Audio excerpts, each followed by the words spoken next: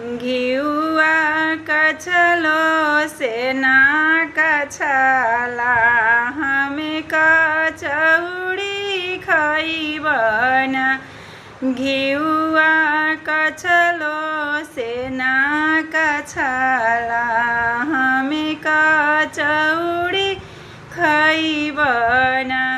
जाहु तू हो पियावा हो खइब कचौड़ी हमें नैहरवे जइबना। नैहर से भैया हो बोलैब हमें नैहरवे जइबना। जाहु तू धनिया हो जइबू नैहरवा से देके जइहना। जेतना लागल बाहो रुपैया ओतना देके जइहना।